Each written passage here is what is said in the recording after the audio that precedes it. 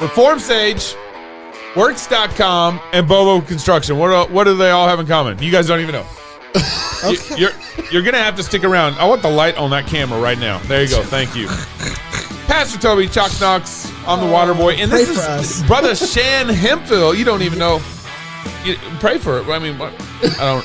Because we got to deal with you. Shan Hemphill from Werkz, WERKZ.com is with us in the studio, and we're going to have a good time with him. Yes, he's going to talk about Rittenhouse's situation, situational awareness, defensive tactics. We need more of that. As you guys know, this is Black Friday just happened. Oh, and so tomorrow's what do they call it? Cyber White Monday? White Monday. White Monday. It's because only white people know how to get on the internet. Is that what it is? Since everything's race now, might as well be white. What about Hispanic Tuesday? Cyber Monday. It's coming. Because the tacos on a Tuesday. Taco Tuesday. So we're encouraging you guys during the month of December. We got this nice man box that we're kind of pairing up with those who join a silver and above. Yeah.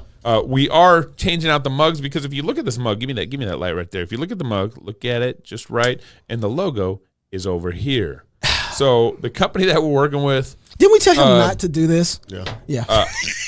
Whatever. Pray for us. What I say is we actually ordered some new mugs that are going to go out with our man box and everything. And so you're actually going to get 2 mugs. Yeah. You're going to get the old one. You're going to take it camping. Yep. Because, it's a great mug. It's just the logo. They went. Yeah. Anyways. But the new mug I actually ordered with it. It's actually the 10 version of the camping mug. I actually wanted that originally, but this was just a better situation at the time. Shan said that this mug is what? This could be a deadly weapon. Okay. So we basically, is the other one going to be kind of like that too? Is it still going to be a deadly weapon? Yeah, it's metal. Hey, we're doing a show it's here. It's metal. We're doing a show. I'm getting ready for the next. I've already moved on. Well, now you'll have one deadly weapon. And also, go to rowdychristian.com and you can actually order a nice bracelet for your wife or your lady friend in your life. It should be your wife at this point. Fight, Laugh, Feast bracelet. Pretty excited about that. Rowdychristian.com for that. And it's Cyber Monday. And speaking of Cyber Monday, the Reformed Sage. I don't even know what I'm saying. The Reformed Sage loves biblical theology, evangelism, and coffee. They sell really cool merchandise with a strong Reformed message and amazing. No, really, it is. Speaking of coffee. Their desire is that our merchandise and coffee can be a conversation starter with those around you who don't know Christ. And through conversations about a design around a cup of Reformed Roasters sanctified beans may lead them to an understanding of the knowledge of God. Visit Reformed Sage website at www.reformedsage.com, where they receive 10% off promo code for first-time buyers. What's the promo code? Yeah, what is the promo code? Doesn't say. You got to sign up on the email. Merry Christmas, you filthy sinners. Romans 3:23. Hey, I got alien righteousness. I don't know what he's talking about. I do love their mugs, though. Look at that. This is great. Okay, what's that? Ooh, I can do all things through a verse taken out of context. Oh, there we go. That's what it says. I like these fast chargers. When they were at our conference, I loaded up on all their stuff. What is that? It's a wireless charger. It's a rapid wireless charger. Pretty nice tomato. You want that, Toby? You can have that if you want. Wait, hold on. You already got one. This is for the studio, though. I know, but Toby's a pastor. Boy, white folks. Here you go, Toby. You can have it. Whoa. White folks. It is White Monday. I see what's going on. It is? Not even White Monday yet. And phone cases and everything. Wow, how about that? So this past Sunday in Waukesha, Wyoming. No, it's Wisconsin. Wisconsin, not Wyoming. He worked so hard on that. This is the segue into a news segment. That's what we're working on right now. Let's do that. We're getting there. Actually, a very tragic event happened. Darrell Brooks allegedly drove his SUV into Christmas parade in Waukesha, Wisconsin, killing now 6 people. Originally it was 5. Another one died. 6. Some are kids. Yeah, horrible. Yeah. Injured dozens. But this is not the first time Brooks has done anything wrong. He has a whole rap sheet that goes back. Yep. He's currently pending on 2 charges in Milwaukee County. 2020 CF 2550, he's charged with 2 counts, second-degree recklessly endangering safety while armed, and 1 count of felon in possession of a firearm. The date of that offense, all 3 offenses, is July 24th, 2020. Believed he was arrested shortly after that incident and remained in custody in the Milwaukee County Jail until released on bail there for reasons of a speedy trial violation on March 3 of 2021. Bail at that time was lowered from $7,500 cash bail to $500 cash bail. That's In that COVID. case, Your Honor, it is alleged that he got into a fight with his nephew. The defendant fired one round from a handgun toward the vehicle that his nephew was in. The vehicle was occupied by another person, and that accounts for the 2 charges of reckless endangering safety. Well, pause that real The quick. next day, he was taken I'll let her finish the next day. He was taken into custody, I think she says. into custody, and the residence where he was located, he was found to have a loaded 9mm handgun just a few feet away from him. Okay. So it's funny watching Shan's face, because we've all heard the clip of watching Shan's face. He's like, what in the world? I mean, so you take a gun. Can you just fire a gun anywhere you want? It breaks safety rules, right? So you shouldn't be doing that.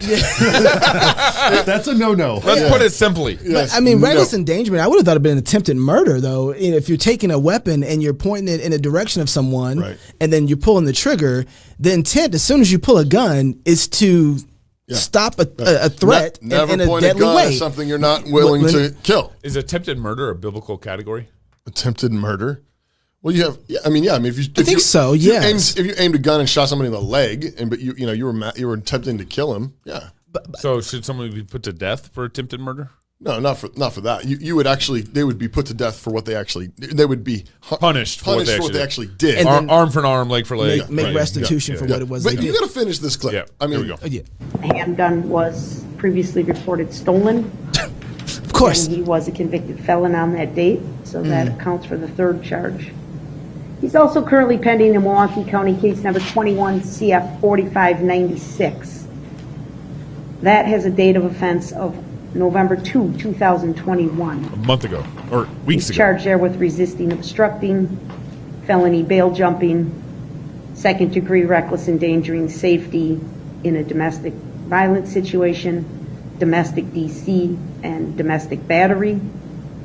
The allegations in that case, Your Honor, are that he struck the mother of his child in the face with a closed fist. Then as she was walking away from him, he intentionally ran her over with his vehicle. Whoa!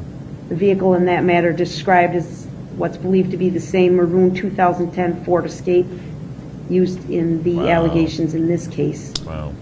Police went to his home and found him getting out of that Ford Escape. The defendant ignored their commands to stop, and he tried to run into the house before he was apprehended. Well, they didn't just shoot him?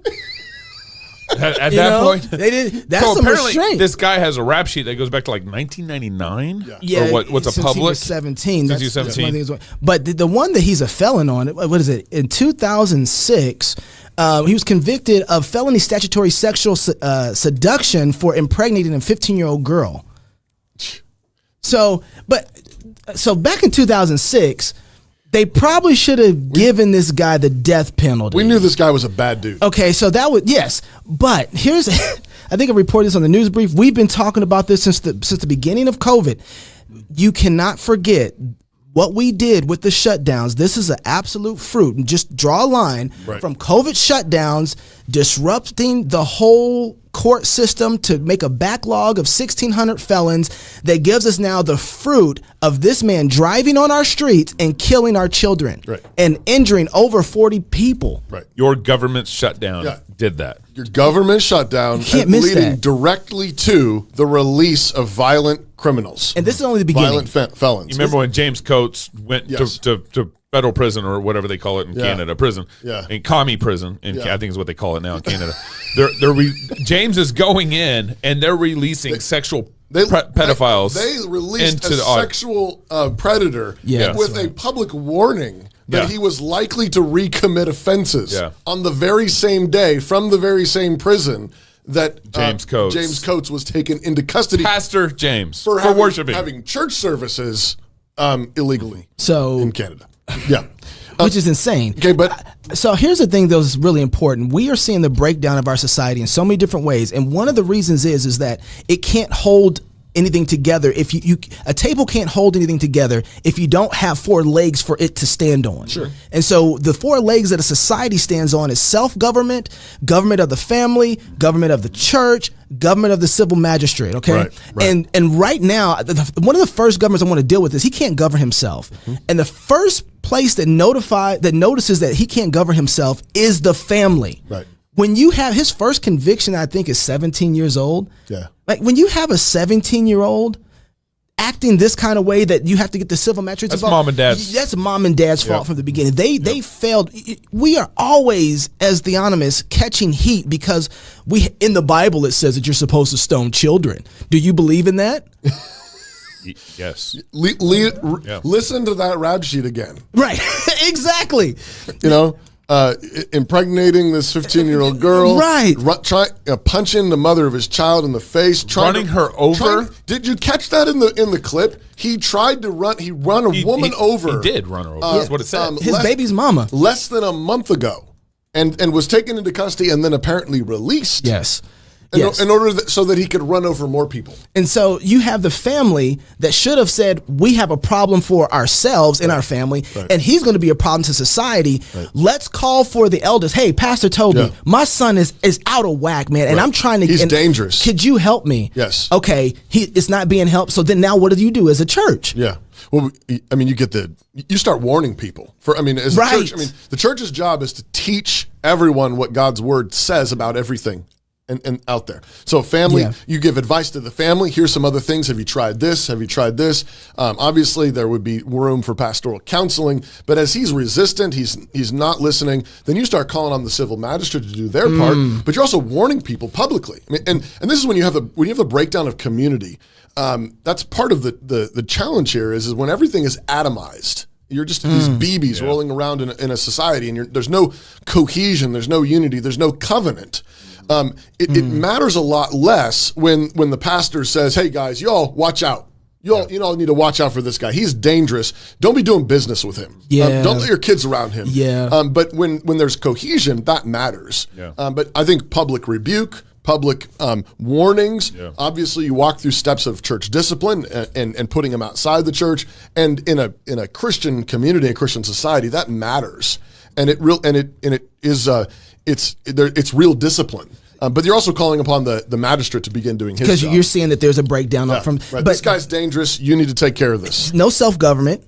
Family didn't deal with it. Yeah. Church didn't deal with it. And so now you come to the civil magistrate, the last place before this goes insane, and they didn't deal with it. Right. They acted just like the family, just like the church, and just like the individual. And so now what we have is a situation where people are dying because somebody didn't hold to what the scripture talked about stoning unruly children. Right.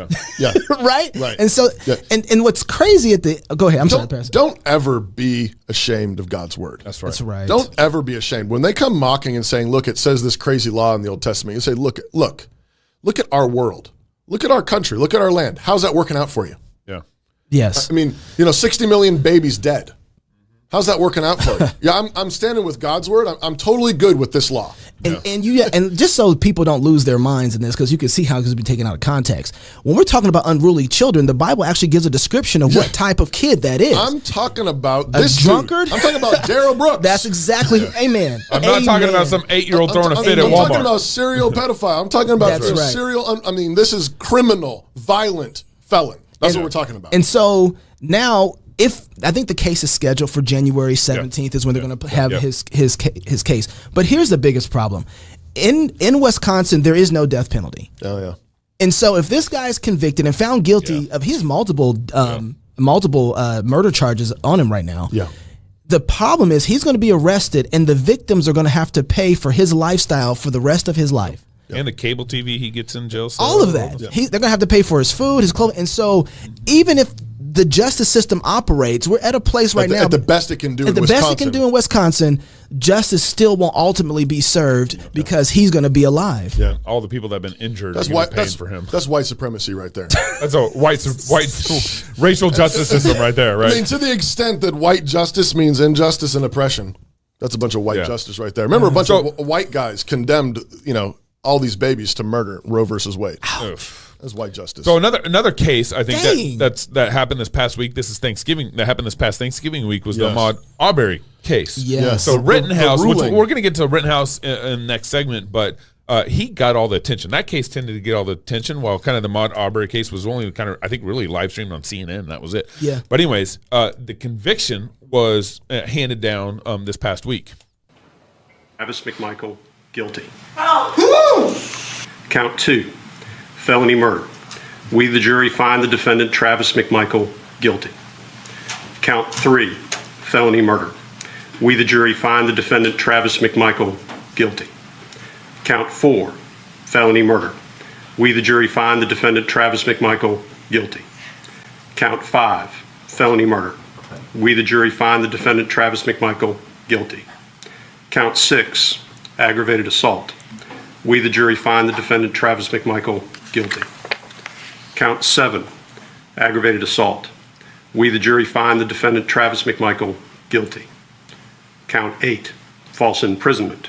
We, the jury, find the defendant, Travis McMichael, guilty.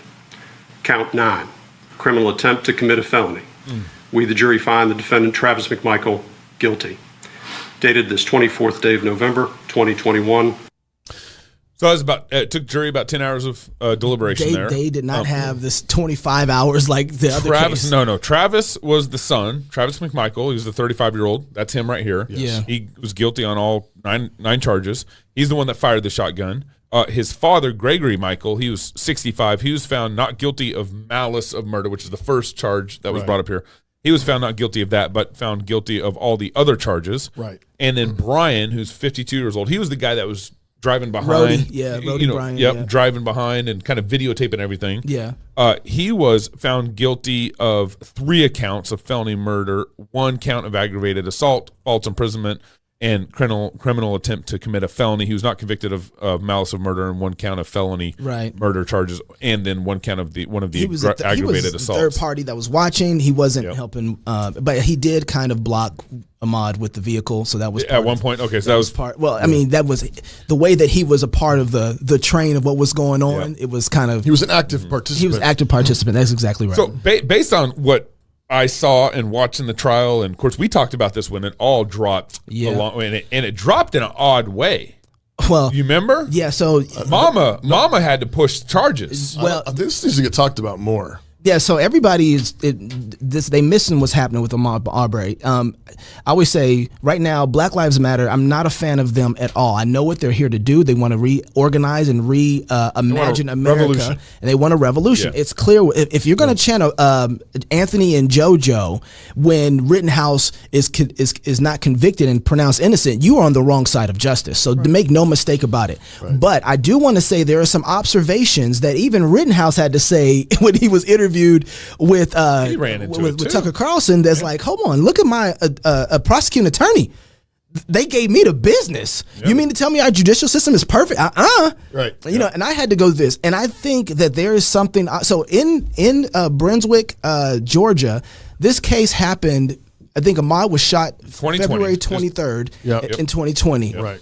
But there were no charges brought until May. Because the police chief, the DA, the cops were all kind of covering for these guys a little bit. I want to put it on the DA first. The police chief had his own problems. They were already knee deep in their own conspiracy, and because they had some stuff going on. They were covering up one of their cops was sleeping around with an informant. An informant, and they were covering that up. And it's almost like when you're sinning, you can't see clearly. I don't know. And because of that, they couldn't see this case. And so, actually, it was 2 prosecuting attorneys. I believe what's her name? Jackie Johnson. She recused herself in the beginning of this when it first happened because the Michaels actually called her, and they actually worked for her in her office. So she had to recuse herself. Yeah, but then the case went to George E. Barnhill. He was district attorney in Waycross, Georgia. He recused himself later, but before he recused himself, because the Michaels actually worked for him at some point too, he wrote a defense basically of why they were innocent and it wouldn't be worth bringing the case. And he basically said that they were in the process of self-defense, they could legally carry their firearms, and Ahmaud Arbery attacked them. Now that's what the DA wrote to the police, so they didn't press charges. Okay. So, and then it wasn't until the DA actually recused himself until Mama Arbery said, "Wait a second, these boys worked for you. Yeah. You can't. You have a conflict of interest here." I mean, notice kind of like as we were talking about this, it's almost like a complete inverse of the Rittenhouse situation, where you've got guys, chasing this guy down. Yep. Ultimately gunning him down. And they're saying there's nothing here. There's nothing here. Right. It was self-defense. But they're chasing him. Does he have a gun? No, he doesn't have a gun. They've got guns. They got the car. They're talking about driving. It's like, and there's like, there's nothing here. Nothing. He here. has no guns. And He's then, running and away. Then you've got video footage that we're going to look at in the next segment of every possible angle of a kid getting chased down, and he turns and offers defense, and they're like. That guy's the He's the aggressor. He's the aggressor. Yes. Charge him with everything right now, immediately. Yeah. There's this complete inversion where it's like months and months of no, we're pretty sure they didn't do anything. Yeah. And there's video footage of them chasing that guy down. So for this case, I think they handed down the correct verdict to Travis. They found him guilty of basically murder. They had multiple counts, but basically they found him guilty of murder. But I kind of start going through the other scenarios and start kind of thinking like I don't know if I think that they should be convicted of murder. Like the dad, I mean, now they were involved. They should be punished for something. The reckless endangerment, the imprisonment. The dad initiated the whole process.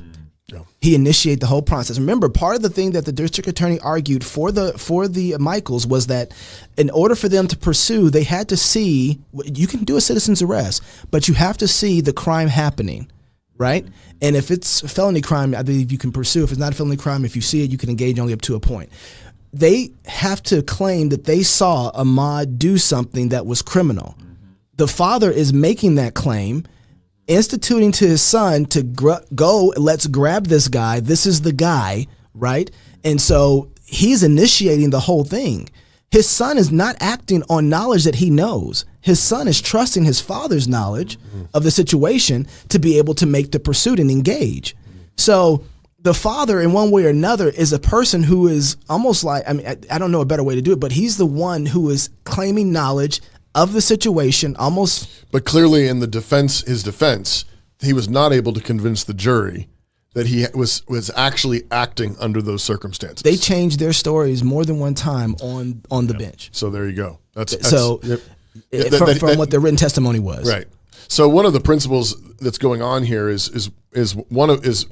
in the counts, you've got malice murder, and then you've got felony murder. And part of what we're drawing off of here in the history of biblical law and Western canon law is it goes all the way back, actually, to the difference between murder and manslaughter in the Old Testament code. And in Deuteronomy, it uses the example of the guy. It says if he's chopping wood out in the forest and his axe head flies off and hits his brother, and his brother dies, he didn't intend to harm him. That's not murder. But if there's someone who thinks he did kill his friend, then he can run to a city of refuge, where he can be protected. The same thing is at work in Numbers 35. It's talking about the cities of refuge, and it says that if anyone kills any person without intent, they may flee there to the cities of refuge. But if you struck him down with an iron object so that he died, he's a murderer. The murderer shall be put to death. If you struck him down with a stone tool that could cause death, and he died, he's a murderer. For murder, the murderer shall be put to death. If you struck him down with a wooden tool that could cause death, and he died, he's a murderer. The murderer should be put to death. The avenger of blood shall himself put the murderer to death when he meets him. He shall put him to death. And if he pushed him out of hatred, so even shoving, or hurled something at him, lying in wait so that he died, or in enmity struck him down with his hand so that he died, so even with just your fist, then he who struck the blow shall be put to death. He is a murderer. The avenger of blood shall put the murder to death when he meets him. But if he pushed him suddenly without enmity, so you bumped into him, or you hurled something at him without lying in wait, or used a stone that could cause death without seeing him, dropped it on him so that he died, though he was not his enemy, and he did not seek his harm, then the congregation shall judge between the manslayer and the avenger of blood in accordance with these rules. So it's basically kind of accident versus I intentionally was going to punch him or hurt him, and then you killed him. Right. And so I think in this case, the distinction that the Georgia law is trying to make between malice murder, that's your intentional, like I hated him, I tried to kill him, and then pulled the trigger and killed him. Yeah. And then felony murder is you have these other guys involved who really were trying to harm the guy. Right. They whether they thought in the heat of the moment that they were doing good or whatever, nevertheless, they were trying to harm the guy. They were involved in that. And so I think that's what that Georgia law is trying to get at. And the key distinction here is intention to harm. Obviously, there's accidental harm that can happen. And that's what we call manslaughter. But that's different than murder. And that's what the biblical law code begins to unpack here in Numbers and Deuteronomy, and it's what the Western law code has honored for centuries. I think we need to go back and read that again and again. Yeah. Numbers 35. Because here's the deal. When you listen to that, all of a sudden, everything that we think we see in movies and all these court cases, we're like, I can get away with this, get away with that. Like, I know you can't. Have you read God's word and how high he values human life? Right. You need to go back to the beginning of this, because then it makes you start saying, how do I de-escalate a situation? Right. How do I, so how do I love my neighbor? Right, exactly. Shan, one of the things that in this case, there are a lot of people, when we first started talking about this, there were some principles we had biblically already. Somebody in the daytime breaks into your house, you don't get to kill them unless it escalates to a particular situation, and you aren't allowed to escalate it there. The other one was if somebody breaks in your house at night, you're vulnerable, you have the right at that point to exercise with deadly force. But if somebody, the way that the laws kind of run too, do you even recommend people chasing folks who steal from you? No, absolutely not.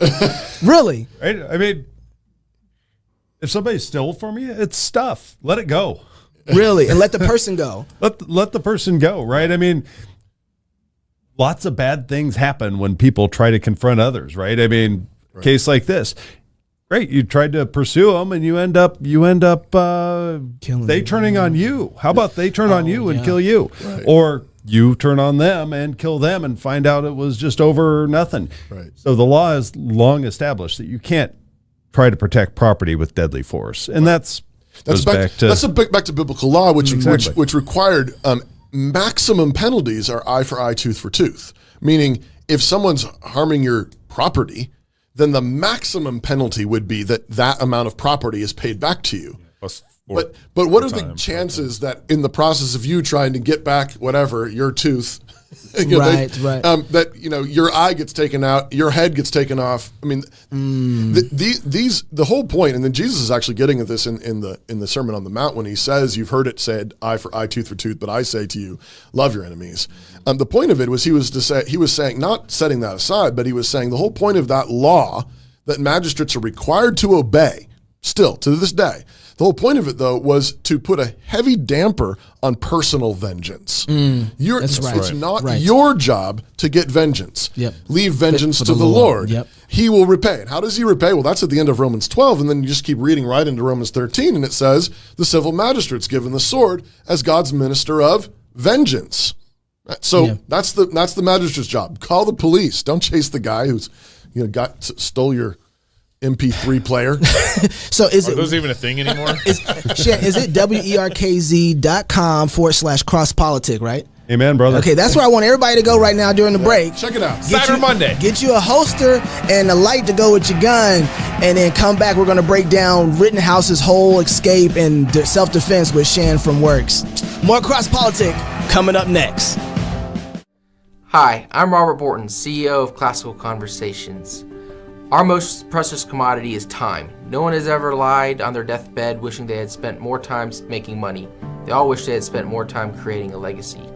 Our modern education system steals that legacy, steals that time from our children. That's why I'm passionate about homeschooling. That's why at Classical Conversations we want to give you more time to create that legacy, follow your passions, and glorify God. Visit classicalconversations.com for more information. He makes me a little nervous. Could you make sure he's keep an eye on him? Got all his safety stuff right? Because am I doing something wrong already? Yes. He's like, Don't point this at anybody. Oh, look, it's the prosecutor of Rittenhouse over here. Welcome back to Cross Politic on the Fight Laugh Feast Network. Shan and his team. This is Shan of Shan and his team. We've been reading this ad for weeks now. Yep. And you're like, who's this Shan guy? He's here. He's In studio with us. Shan and his team at Werkz specialize in concealed carry holsters for pistols with lights. This is him. This is it. They believe Here? every defensive pistol should have a light and a holster. They currently offer holsters for 1,274 pistol and light combinations. Not enough. Plus, can help outfit your pistol with a light. Maybe, Gabe, you should ask him about getting your light fixed on there. I did. Well, no, I didn't ask. Neil actually helped me install my light correctly that you gave me. Because he came in the studio earlier today, and it was not installed correctly, Shan. shall we say. It looked like it, though. That's not good enough. Well, appearances are all that matters, right? Oh, man.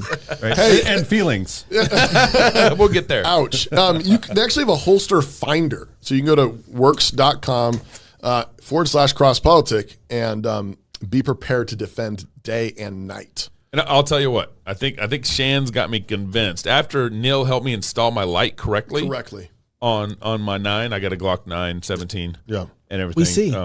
Yeah, I got it right here. I got it right here. Yeah. Okay.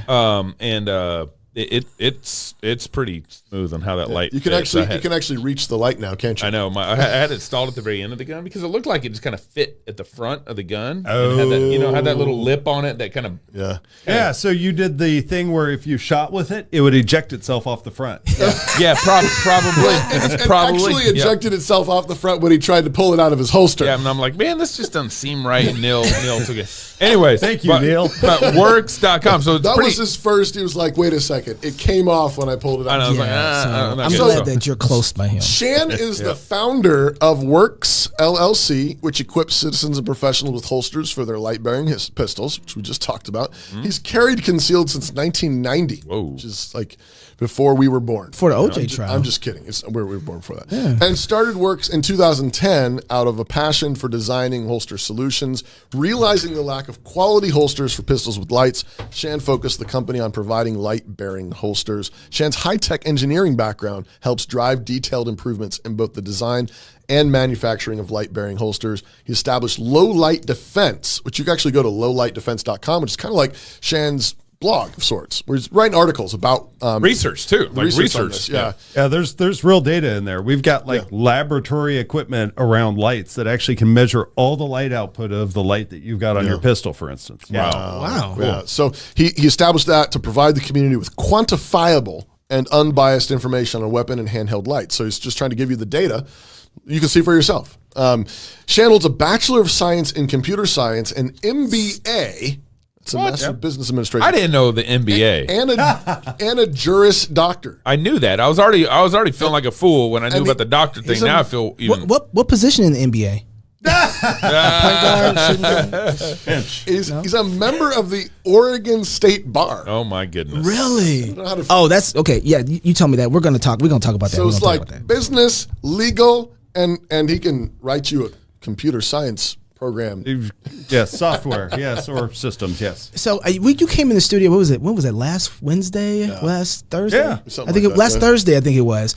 And Thursday. And so we were talking a little bit about Rittenhouse trial, what was going on, and just a little bit about how well managed Rittenhouse was and the training that was going through. And in that process, I was like, man, why don't you come on the show and walk us through kind of the whole situation of Rittenhouse from the beginning to end? And I'd love to get just your insights on what happened, tactical things that he could have done better, how we need to engage. Should we have even been out there in the first place? All that. I kind of want to just hear you, somebody who's a specialist in this, deal with the situation. Well, so... yeah, and when we look at this situation, there's a lot of people have been talking about should he have been there at all or not. That comes down to a personal decision, right?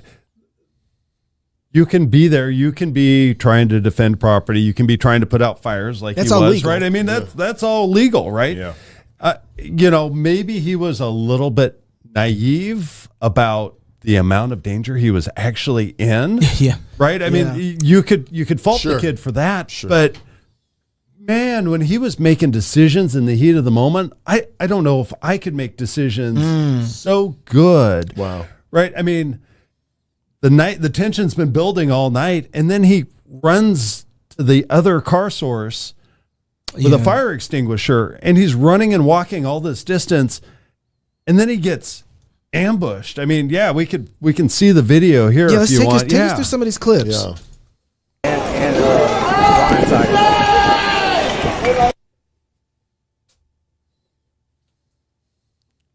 Yeah, hold on there for a second. Okay. You know, this is kind of interesting, right? And this video calls out this so-called first shooter, which is, it's almost like there's somebody walking around with a handgun that is trying to escalate the situation, right? And you'll see here in a minute when Rittenhouse is being chased, this guy lets off a shot up into the air, apparently, because nobody's able to find it, but he lets off a shot up into the air, and that's part of what caused Rittenhouse to turn around when he did, right? I mean, he's in full sprint trying to get away from Rosenbaum. Yep. Yeah. And then he turns around because he thinks he's getting shot at, which is, you also see him do the same thing at the very end of the videos, right? After all this is done, he's trying to finally turn himself in. Yeah. So, you know, I'm wondering where the heck this shooter is. Right. Who's that guy? Who is he? Because he actually agitated the situations to the point that, what is it safe to say that Rittenhouse thought that he was being fired upon, and so he retaliated at that moment? You think? Yeah, he even testified that, you know, I heard a shot and I turned around. Yes.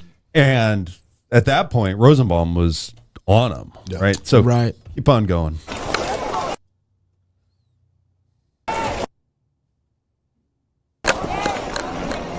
So the orders you hear about yelling no cameras, white boys. So you can, for people who are listening via audibly, the video is kind of highlighting what's going on. And this is J is Joseph Rosenbaum, and K is Kyle. That's Rittenhouse. correct. Okay. And so you can see him. Joseph's been chasing him already Kyle, in this clip. yeah. For 10 seconds, 20 seconds, whatever it is. There's Richie with the guy at the gun. Going into the car dealership. Yeah, Richie is Richie McGinnis, there's actually charges against Kyle for him, and his testimony was actually pretty much in favor of Kyle. Okay. Right. So yeah, he was a reporter. Okay. Yeah. All right. So right here you see like Kyle's running and he's being chased. Yep. And actually, you see, and so he's running, he's being chased. He turns around one time to see what the distance is. See that in this video, I think. Yeah.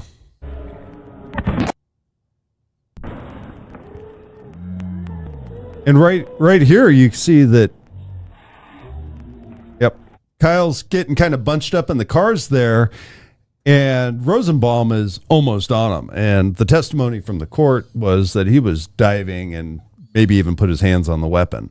Right now, here Kyle is in a unfriendly environment. There's fires going on. There's been people. I mean, in the other drone footage, you can see guys stomping something like 20 feet from him. Mm-hmm. Right. So this is a bad environment. He's very volatile. He's ran into, presumably thinking, hey, I'm going to put out a fire, do a good thing. And now he's in it. Right.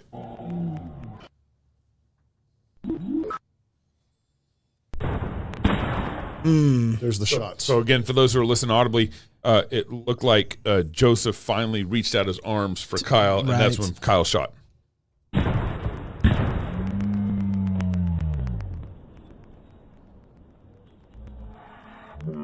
Yeah, so I think that's pretty good there. What was that? Oh, wait a minute. Those are gunshots in another place. Those are other, yep. Because Kyle's already running around the vehicle, right? Yeah. And he runs around and he comes right back around. Yeah. He circles back around. Because so he's thinking at this point, do I administer aid? I think Kyle, there's another, if you keep playing, go ahead.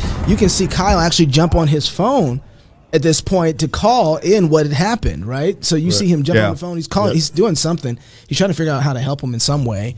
And then he supposedly hears, right? Hey, get him. He just shot somebody. Yeah, he's hearing the crowd say, "Get him!" Right? I mean, this is other drone footage, and it's actually pretty good too. But And so in this one, you see them running at the right side of the screen. yeah, you can see Rosenbaum throws a bag at him. Yep. Kyle just turns around in presentation, but he doesn't point directly at him. No. He's trying to figure out what's going on. And so Boom, and that's right where he there, shot. Yep. yeah. So, and Richie McGinnis, who's again the Daily Caller reporter, he says, yeah, you know what, Kyle kept his weapon at low ready until the point where Rosenbaum was lunging at him, basically in contact distance. Yeah. You're in a riotous situation. Yeah. You're alone. You're armed, and somebody's trying to take your weapon. That to me seems like justification for self-defense, because you know that it's going to end up badly, at least with severe bodily injury, Right. probably with death. Even if somebody takes away your weapon in a situation like this and throws it away, whatever, you now have no way to protect yourself in a riotous situation. We know from history that those can often Riots end up don't end deadly. well. You Yes, don't right. you don't need a gun to kill somebody. It seems like in this situation, again, my instinct is to think through, so I'm curious to bounce some of the sort of biblical principles off of you. As you're thinking about this, I'm thinking of things like, you mentioned earlier the law that ordinarily, if we're talking about just your property being stolen, we would say you don't use deadly force to stop your property from being stolen. Not during the day, not when the light's on. Unless it's dark. And that's a biblical law. And the point is because in the dark, you don't know what their intention is. That's right. And it's okay in situations for self-defense to assume the worst. It's your house. It's dark. Now, if you've got one of these Werkz lights on your pistol, then maybe you can see what's going on. But nevertheless, you better know what's going on. Yes. The law still holds you accountable Yes.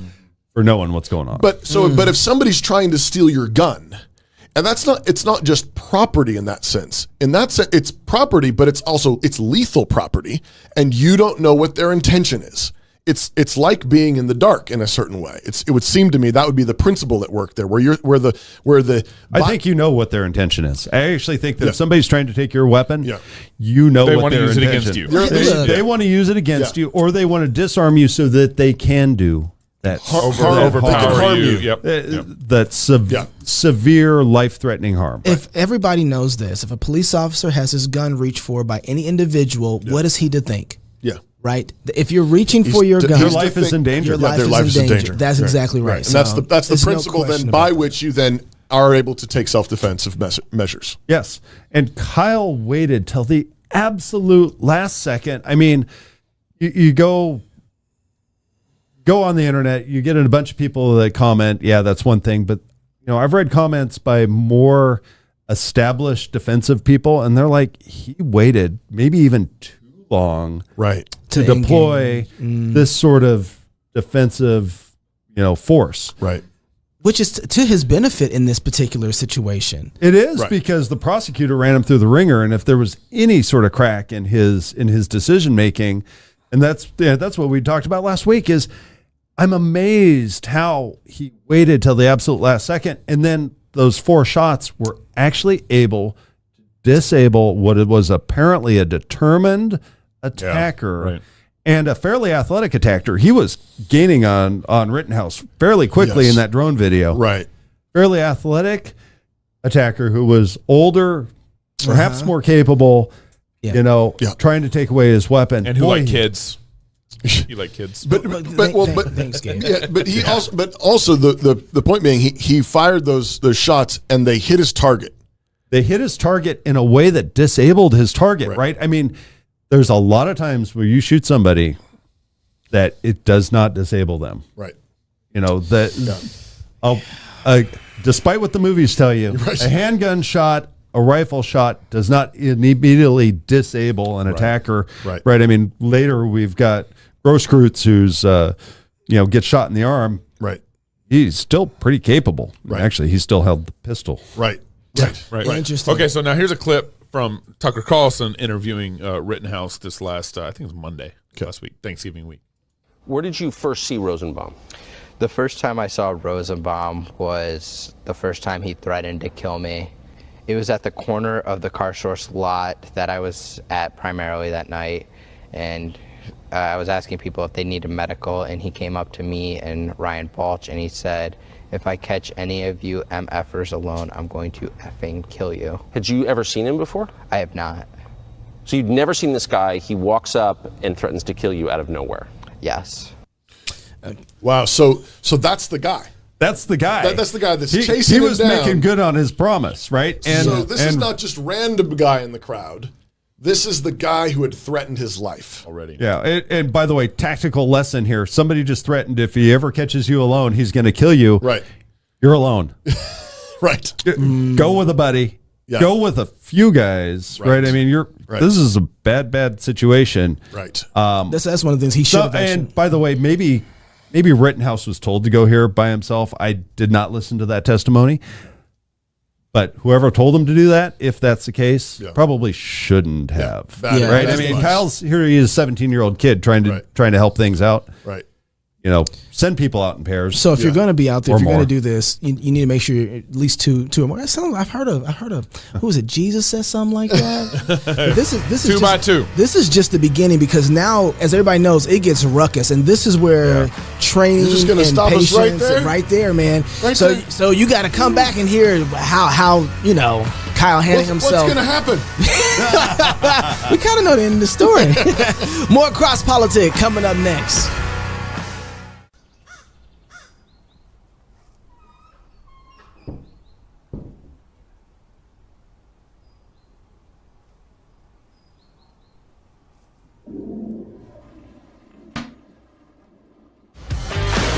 Man, this is crazy. I hadn't even drinking on my bourbon yet. It's third segment. Where's You need some, Toby? Where's mine? I don't know. Welcome back to Cross Politic. There you go. This segment is brought to you by Glenn Morangi. They're sponsors? Not officially. Not officially. Not officially. Speaking of, we do got a sponsor on this one. Do we? Really? Okay. Did you read your notes? Oh no, I'm just pouring some.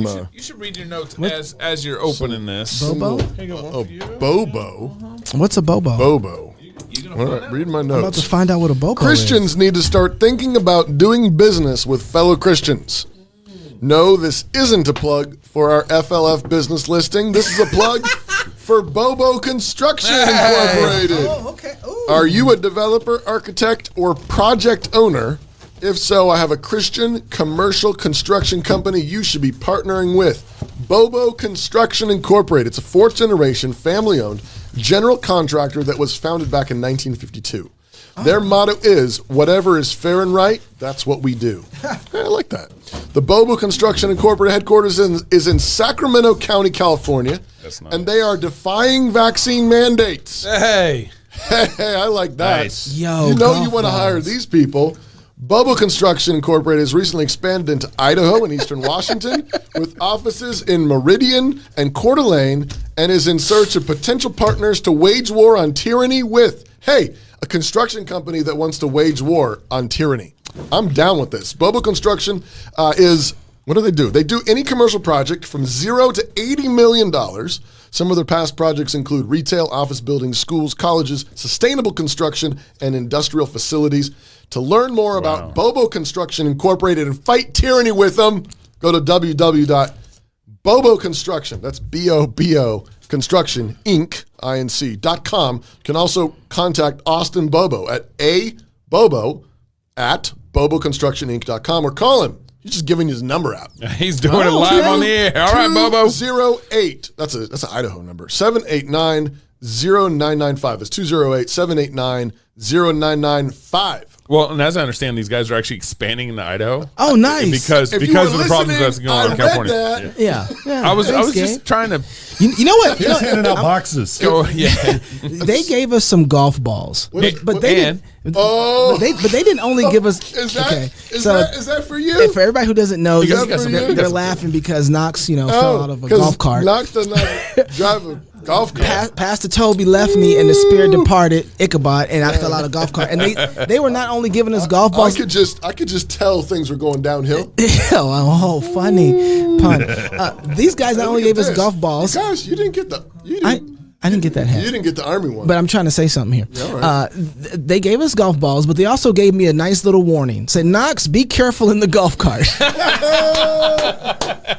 Hey, Austin, thank you, sir. Great. I appreciate the wisdom. Can't wait to meet those guys. They sound like fun. Man. All right, so where we leave off? Where were we? We were getting to the exciting part Of the Rittenhouse. where we really get a chance to see Kyle's situational awareness. How would you describe this? I would say it's split-second decision-making, even under stress of already been involved in a deadly attack after having run many blocks. I mean, he's making really solid decisions as far as withholding the use of force. Withholding, not actually using force. You said withholding the use of force. That's interesting. Right, underline that. Yeah, that's really good. So now we're after the first initial encounter. How much time has elapsed between these two? Do you know, Shan?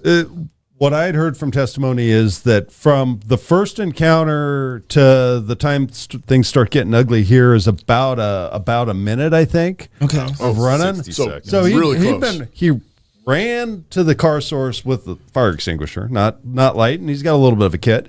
And then he got involved in a deadly shooting, which, there's going to be a huge adrenaline dump. Yeah, so that messes you up. And now he's back running. So, Okay, right there. Hit? Go ahead. Did he get hit there? Yeah. yeah, the testimony was that he had gotten hit in the back of the head with a concrete chunk. Oh. And then he got hit with the skateboard, right? So this is the concrete chunk right here. Then is that part? Must have been, yeah.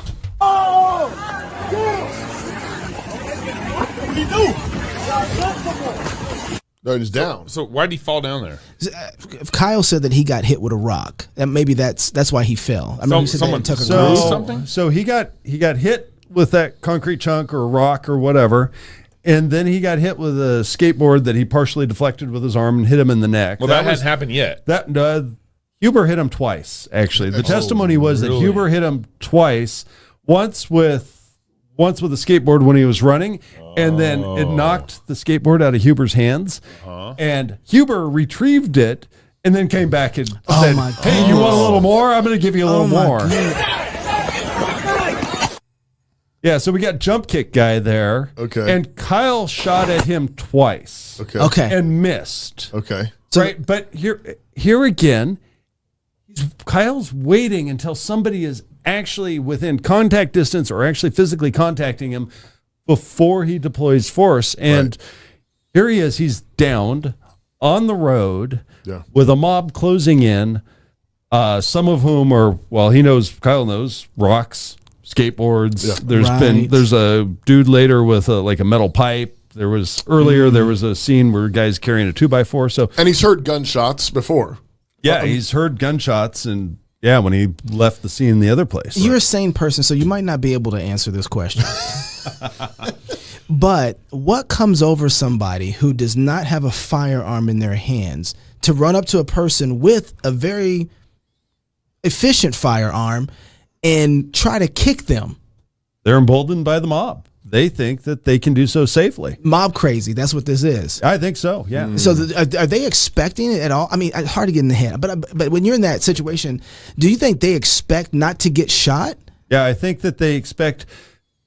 So I think that they expect to be able to close in on him fast enough, get that weapon, wrangle that weapon from him, and potentially, rely on the idea that maybe Kyle won't pull the trigger. I think that they're thinking, that their buddies are closing in. I'm going to get help.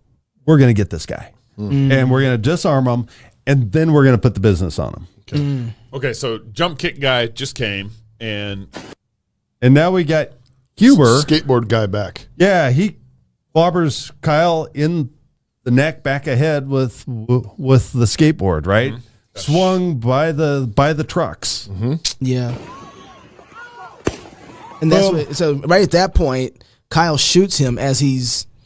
Yeah, so this So Huber he's trying to disarm Kyle, right? So he grabs the weapon by the barrel and basically directs it at his own chest. And Kyle shoots. Kyle shoots, one shot. Huber walks off and collapses. One shot. One shot. Not seven. Not seven. Right. One. So he grabbed the barrel and then was trying to pull the gun away, but at the same time pulled it too. Yeah. So this is another lesson, right? Kyle's got the weapon slung, which makes it a little bit harder to get that weapon off of him. Yeah. Right. Yeah. So But that's still amazing self-control to only fire one shot. Yeah. I mean, somebody's yanking your gun, and he can pull that trigger a lot more. Yeah. And only fires one, enough to lets go. Yeah, he lets go. He staggers off, and Kyle stops shooting. Mm-hmm. Right. I mean, most defensive training, you shoot until that target is down, until they're no longer a threat. Yeah. Because Kyle doesn't know. He doesn't know if he hit the guy. He doesn't know anything. He doesn't even know whether the guy's going to walk off and come back and try to inflict damage on him, kick him in the back of the head, right? So here he sits up, and I think he's clearing his chamber. But no, he's not clearing his chamber. So apparently it had not actually completely sent the bolt forward from that last shot. So he has to use the forward assist, which is actually on AR-15s. It's a button. So he has to get it back into the action. And then that's what he's doing. That's what he's doing. Okay, here. so just that. So you just had a guy. Come on. Yeah. You just had a guy come hit by concrete. Yep. You're on the ground. Skateboard 2 times. Yep. And then jump kick guy. And so you fire your weapon to get him from grabbing your weapon, and you're able in that moment to actually see that your chamber is open in some sense. Yeah, so maybe what happened, and I don't know, I did not hear testimony on this, maybe there was. Maybe what happened is he tried to fire more than one time against Huber, felt a dead trigger. Yep. That would be a sign that if you're doing some training, okay, my bolt is not home, I got to get my gun back into the action quickly because I got a dude with a gun standing in front of me. Right. Oh, that makes So that's okay. Yeah, hit pause right there, Gabe. That's Gage Grosskreutz, right? Grosskreutz, yeah. Kami Grosskreutz. Yeah. And he shot his arm. He shot his arm. So Grosskreutz, when Huber gets shot in the chest, Grosskreutz kind of jumps back and kind of holds his hands up and kind of crouches a little bit with his pistol up in the air. And Kyle does not take a shot at him. He's got a pistol in his hand. He's got his pistol in his hand, and Kyle does not shoot him until Grosskreutz, some people say he was feigning surrender. And then he decides to go ahead and bring the pistol down, point it at Kyle's head. And that's when Kyle shoots blows his bicep apart. Right. And he, again, one shot. Grosskreutz, his arm goes down, but he's still holding that pistol. He's got a Glock 27 in his hand. He's still holding that. Yeah, but even after his biceps blown up, he's still holding. Because he's holding a gun. But he does. He's the one. Is he the one yelling medic? Yeah, yes. He is. Yeah. So he kind of immediately, it at least is indicating. It disarmed him, basically. I'm out of here. Yeah. I need a medic. I have gone through this multiple times. I think it was the New York Times or New York Post, I can't remember which one, put out the full video, and they documented everything and walked through the whole piece. And I was surprised how well that they did this. First of all, how we have so much amazing footage of this. Right. And it's amazing. The second thing is, why do we have so much amazing footage of this? Right, like why are people too comfortable being out in this situation? They're filming, even though they're not getting shot at. They're watching the situation and they're filming people shooting each other, and you just are comfortable with that environment. Well, and some of the footage is from the FBI, who's hanging out. Wow. Shut up. Wow. Watching, yes. Right. I mean, no, I didn't know that part. Yeah, some of the highest quality footage is FBI, and some of it, the evidence fairy left on the prosecutor's doorstep partway through the trial. Really? The evidence fairy? Yes. Surprise. Hey. And it turned out to be something that the prosecution said, yes, it shows how Kyle was covering people with his weapon. Oh man. I'm sorry. So you mean to tell me that Biden's FBI, that the FBI was there and didn't engage? There's FBI footage. I don't know how much. So then they know these people. If they want to find these people, if they can find people on January 6th, surely, yeah, right. If they out here, they can. So Yeah. You would think that the initial gunshot guy that caused Kyle to turn around might be found someday. Yeah. it was a jump kick guy. They found him so late inside the game. So okay, yeah. So that makes so. Or they found him early and they just didn't disclose it. What kind of training does it take to be able to think like this in the split set? Because I'm looking at this, man. I train, I walk through stuff.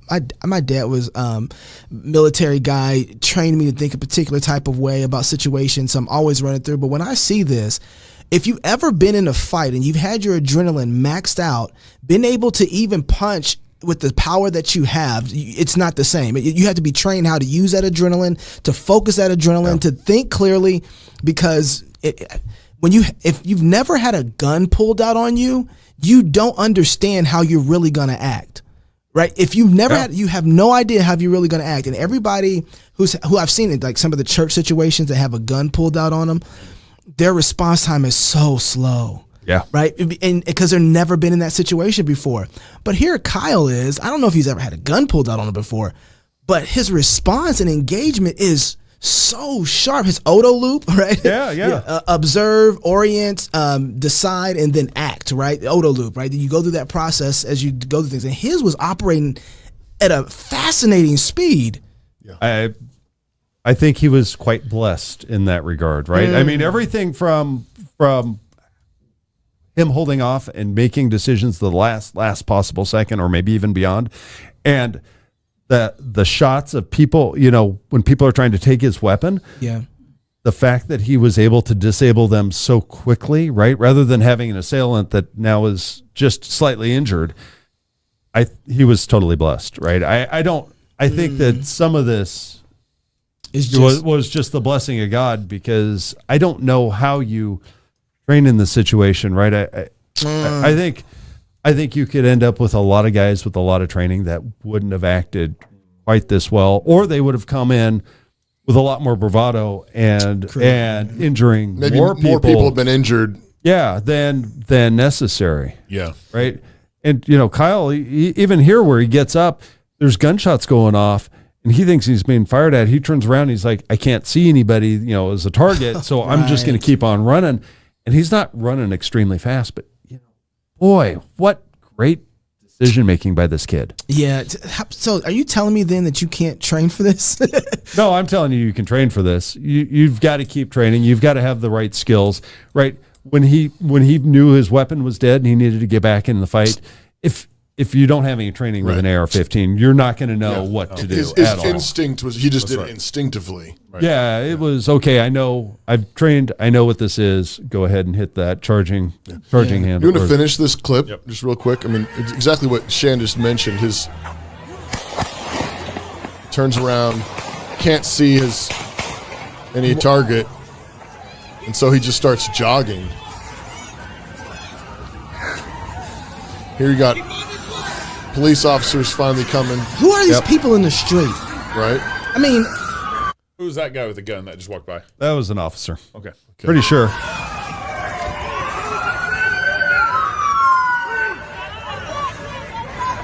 So here's Kyle running towards the police. Which, by the way, putting his hands obviously not a threat, right? I mean, he's running with his weapon slung on his chest, kind of close on his chest. Right. Obviously not a threat, which is what he had been doing ever since the first incident with Rosenbaum, demonstrating how he wasn't actually a threat, even though these guys came and were jump kicking him and trying to take his weapon. Yeah. and he puts his hands up. Yeah. Yeah. There's his hands up. It gets sprayed by the police, pepper sprayed. Yeah. And they actually told him to go home that night. Yeah. And then they arrested him, I think, the next morning or the He following turned morning. himself into his Yeah, that's local right. police department because he couldn't actually get to Kenosha. Because Kenosha was so their police were department was closed. so busy. They were They were closed for and- business. yeah. So there's a couple. There's so much I want to talk to you about, Shan. And anything you want to jump in here, jump in. I think we've seen enough happen in America. We've seen everybody knows that their city is subject at some point or another here. If something goes wrong that BLM doesn't like, or they want something that they're not going to get, our cities are going to pay for it. Minneapolis was ransacked and destroyed, right? And so it even tried to happen around here, and to the point that people, right? And northern I was- Idaho. By the way, I was actually here in Moscow when there was stuff, and I was hanging back, just trying to make sure things were good. Keeping an eye on things, though. Yeah, I was Okay, keeping an eye on things. I was not obviously armed, but I was keeping an eye on Why? things. I was also in communication with people within law enforcement, just to make sure that things didn't get. Well, I remember Riotous. when the riots were happening. I don't know what city was that in. That was Coeur d'Alene, right? Over in there's one in Washington, outside of Seattle, where there's a great shot. It didn't get a lot of press, but there was a whole line in downtown, this little downtown city, and it's like It's one of the sheriffs that's been pushing back too. east One of those- Seattle, Yeah. east of Seattle, and you had cops and private citizens standing in a line with their guns, standing there peacefully. Yep. And in that evening, when you have those riots going on, you got these cars pulling in, people pop out. They see a line of people with like not in our city. Not today, Satan. And then you see them like get back in their car and they drive off. And it happens, a number of times throughout the evening. And that happened in northern Idaho too. Yeah, so I much think gas it happened in and- Coeur d'Alene as well, and I think there were other places where people working with law enforcement, saying, "Hey, you're not going to destroy our businesses. You're not going to destroy our city. We're going to defend our lives and our property here." Why weren't you armed when you were out there? I don't think he said he wasn't armed. I was not obviously armed. Okay. I was heard that word. concealed. When he said Okay. that, I was concealed. I did have a long gun available. Yeah. But it was tucked away. Safely, obviously. So, do you think it would have been better if we had had more people out there that were armed, like Kyle, in that situation? How does one deal with that situation when they know they're going to have a problem? And remember, Kyle's out here because this is day 2. Yeah, because he had seen happened the day footage of before. what happened where 100 cars were burned at Car Source. Right. Yeah. And his dad and family live in Kenosha. Yeah, he was apparently a lifeguard in Kenosha. Right. So what do you? I mean, how do we engage that? Because I'm honestly, there was parts of me that I was thinking about, like when I saw Minneapolis going up in flames. I got my mom and my sister there. I'm thinking, like, do I need to show up in Minneapolis? Like, what's going on? I don't know anybody on the ground. I don't have any contacts there that I would want to go with me. I got a lot of friends there, right? I got family there, but I don't know people who probably want to be on the street with me. Do you even? If your police force is look, they're burning the police station in South Minneapolis, right? Off of Lake Shore, they're burning the police station. If your police are giving up and they're gone, Right. Yeah. what are your options at that point? Stay in your house and hope they don't come knock on your door? Or stay in your house and hope they don't torch it with you inside. I mean, really, it can turn into a rather hot box to be in. Yeah. So I think we've got to look towards a little bit of leadership for one. We've got to have the right leadership that's going to stand up and say, okay, we're going to do this and we're going to do this the right way. We're going to do this in conjunction with appropriate local governing authorities. Lesser magistrate But we're going to do there and we're going to be there and we're going to be there. Again, you're not going to shoot somebody because they're torching a car or because they're breaking into an unoccupied home. But if you're inside an occupied home and you're inside a business, or even if you're occupying a car, under Idaho statute, you actually you get a presumption if somebody's breaking in with violence or with stealth, you've got the presumption that you were in legitimate fear for your life. Because again, you are allowed to assume biblically that they have malintent. Yeah. That they intend to harm you, and therefore the presumption of innocence is on your part to defend yourself. So when you say stealth, somebody who's like secretly trying to get in, you don't know. They secretly broke in, right? They kind of found a crack in a window and they just kind of slid it open, whatever, right? Yeah. So, at least under Idaho statute. Idaho statute is one of the best out there. Really? Yeah. So we got a strong could you walk through? I want to do this before we go with just a little bit of castle law, kind of like what. Well, yeah. So if you're in your house, it gives you that presumption, right? Again, okay, somebody kicks in your door with some violence, whatever, right? It gives you the presumption that yes, you were in legitimate fear for your life, right? That you can use that deadly force, and that person was actually. So self-defense law is based upon mostly what you knew at the time, and you could actually have a mistaken assumption, right? So you're like, hey, somebody shoved a gun in my face, I shot him. Well, you may find out later that it was completely disabled. Or a BB gun or whatever. Right. But you didn't have the responsibility. But the situations, would it be reasonable for you to assume that? So So that's what self-defense law is based on. And so again, when you're in your house, somebody breaks in the middle of the night, right? You have that assumption on your side. And actually, Idaho even has some jury instructions codified to give you that sort of benefit of the doubt that, you've got. Go back to my notes here, and I stole these from one of the better commentators, Andrew Branca, and you've got innocence, so you can't have started the fight, right? I mean, right? You can't claim basically you can't be the guy. Hey, I shove a gun in your face, and then you pull a gun on me and I shoot you. Well, gee, no, you can't do that, right? That's exactly what happened in the Ahmaud Arbery situation. That's right. They pulled guns. Yeah. They escalated the situation, and then when he responded to defend himself, then they shot him. Yeah, and that's just not self-defense. That's not right? self-defense, right? That's you're bringing that aggression. Then you've got imminence. It's got to be happening or about to happen. It can't be like revenge for something a little bit ago, and it can't be. Well, he punches you in the face, he walks away, and then you still shoot him. Yeah, or even he walks up to you and says, "I'm going to kill you tomorrow." Yeah, right. You can't just shoot him. Or in the case with Rosenbaum, if I find you alone, I'm going to kill you. Right. Okay, you can't just shoot him then. Right. So then you've got proportionality, right? So deadly force met with deadly force, non-deadly with non-deadly. You can't be, somebody punches you in the face and then you shoot them, right? Unless there's other circumstances, right? You're down on the ground, there's a mob, that they're gonna. You've already been hit by concrete. Yeah, the way that it's escalated, the way it's going, it doesn't end well for you. Exactly, right? And then avoidance. Can you have avoided the fight? Well, that's where these quote unquote stand your ground laws or castle doctrine. No state requires that you flee your home, right? Because your home is traditionally the safest place ever. It's your home. So law does not require that you flee your own home. But in some states, it may require that if there's a safe place to go, that you go there if you can retreat safely. And you see that going on in the Rittenhouse situation. I mean, he's running away. Every situation is running away from his assailants.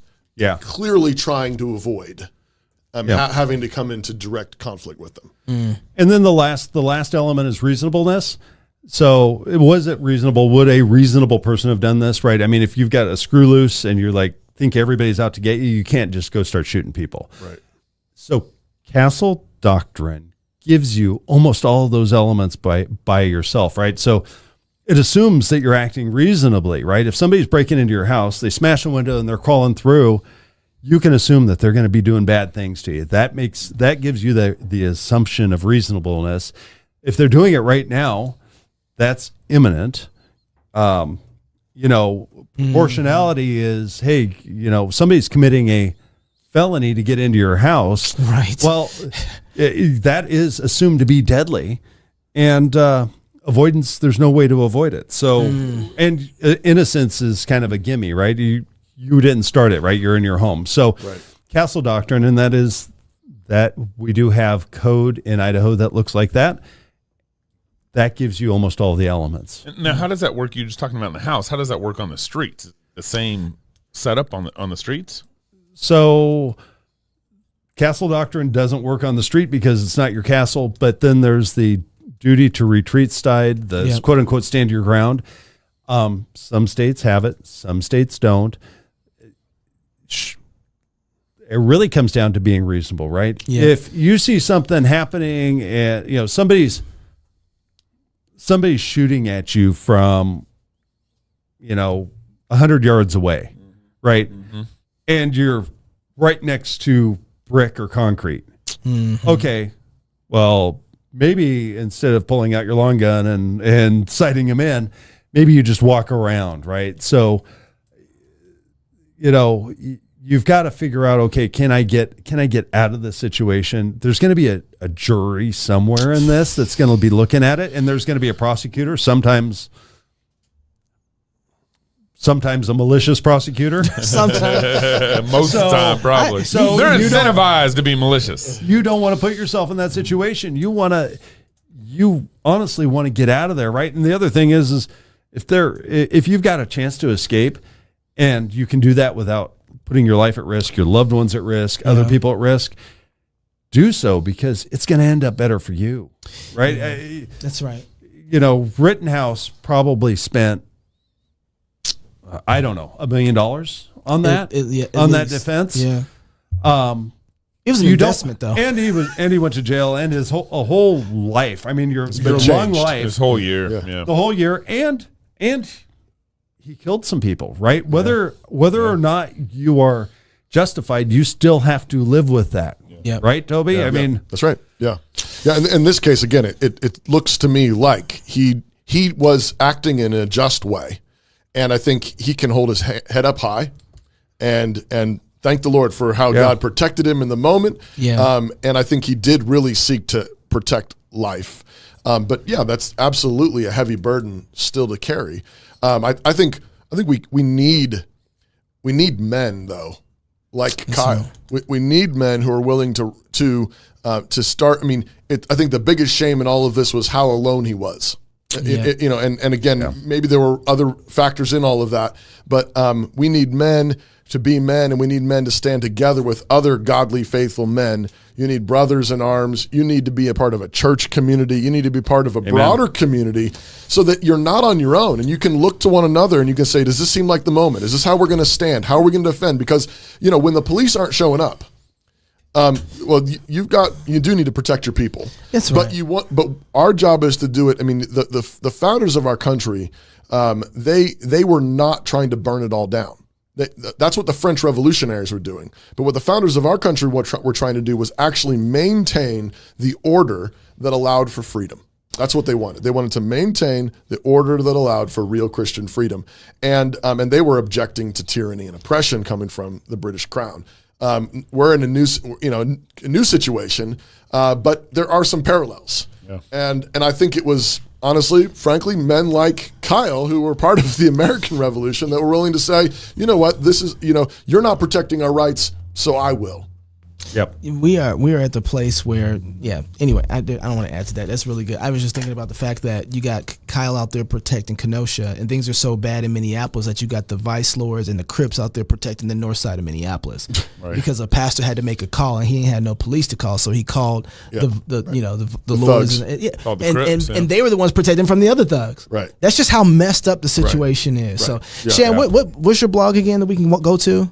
Yeah, so lowlightdefense.com, just lowlightdefense.com has all sorts of weapon light data, so you can choose the best weapon light for you. We've got no sponsors, no skin in the game, other than we want people to make the right decision, and then hopefully we can outfit them with the right holster and gear for them to carry. Yeah. Hey, and then go to Werkz.com where they can find all the /crosspolitic. Thank you. WERKZ.com/crosspolitics. So, hey, appreciate you, man. Thank you for being a sponsor here for us. Thank you, Shan. Thank you. Thanks for all you do, guys. So, if you're single, get married. If you're married, have kids. And if you have kids, go baptize them. Until next week, love God with all your heart, soul, mind, and strength. Love your neighbor as yourself. Go fight, laugh, and feast. This is Cross Politic.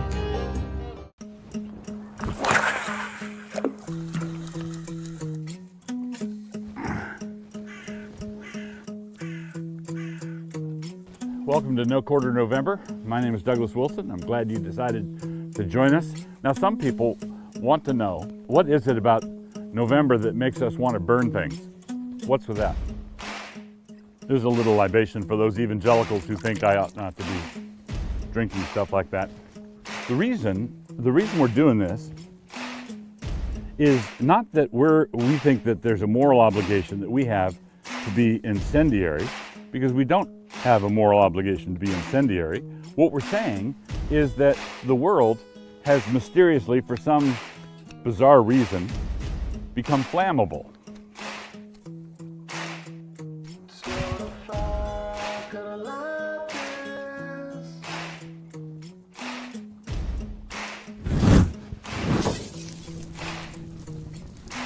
So, the world is flammable. Everything catches fire these days. All you have to do is say something like white babies or something like men shouldn't have sex with unstable women. Things that would have gone past without comment in a saner time. But we don't live in a sane time. We're not incendiary people here at Cannon Press. We are ordinary people, normal people, in a flammable time.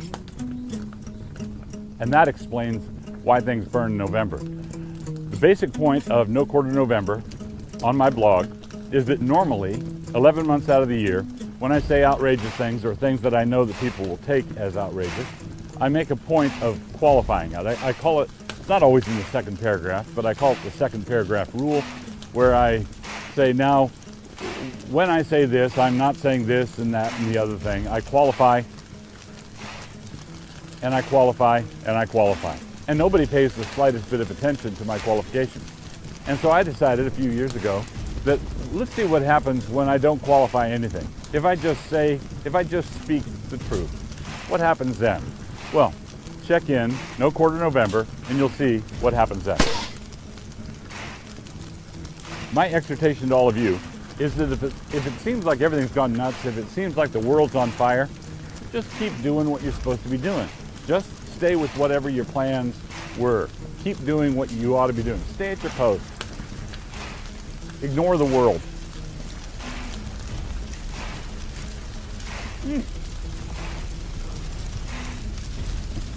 See? Well, I gotta get home for dinner.